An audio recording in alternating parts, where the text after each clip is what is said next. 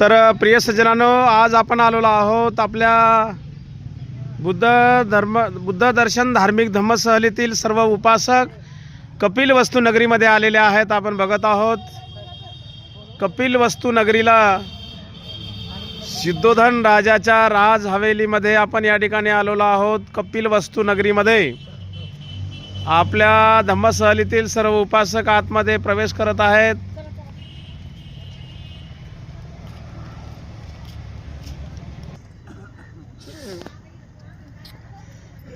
तर प्रिय सज्जनांनो, आज आपण आलेलो आहोत कपिलवस्तू या ठिकाणी. समोर बघत आहोत आपण ह्या कपिलवस्तूचा तथागत सम्यक समुद्राचा अस्थि धातू कलश या ठिकाणी आहे. हा स्तूप आहे. याच ठिकाणी कपिलवस्तू नगरीला ज्या भगवंताच्या 8 भागामध्ये एक भाग या ठिकाणी अस्थि दिल्या होत्या, तो अस्थि स्तूप या ठिकाणी स्थापित आहे. सर्व उपासक आतमध्ये आलेले आहेत आता, आणि आपण बघणार आहोत हा संपूर्ण कपिलवस्तूची नगरी. या ठिकाणी सिद्धार्थ गौतमाला 3 ऋतूचे 3 राजमहाल सिद्धोधन राजाने बनवून दिले होते. ते तिन्ही राजमहाल आपण या ठिकाणी बघणार आहोत. बघा, सूर्य हा मावळतीला जात आहे. अगदी वेळ कमी आहे आपल्याकडे संपूर्ण 3 ऋतूचे 3 राजमहाल बघण्यासाठी. म्हणा साधू करत तकली म्हणा साधू साधू साधू. बुद्धां नमामि, धम्मां नमामि, संघं नमामि. तर प्रिय सज्जनांनो, या ठिकाणी आपल्याला वेळ कमी आहे. इथला टायमिंग आहे सूर्योदय ते सूर्यास्त. सूर्य जसा मावळला खाली गेला का गेट बंद होण्यासाठी आपल्याला सिट्टी मारून ते बाहेर काढणार आहेत. ठीक आहे.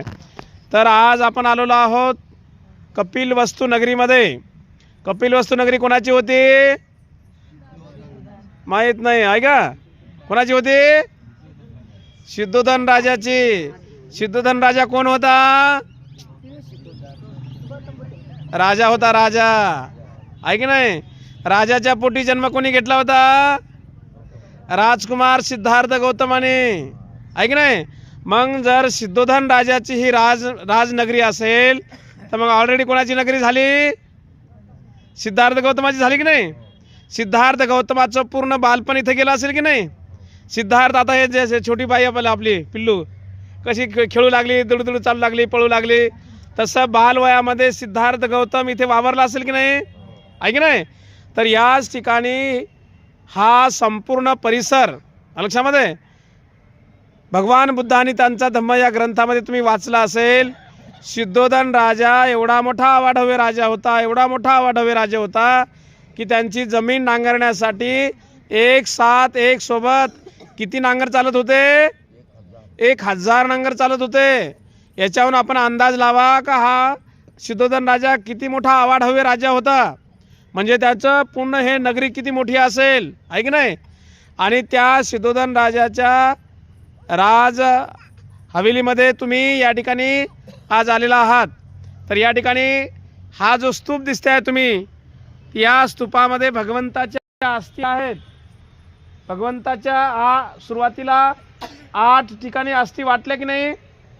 कुशीनगरला जो काल आपण बघितला तो स्तूप आणि हा स्तूप आतापर्यंत उत्खननामध्ये म्हणजे खोदकामामध्ये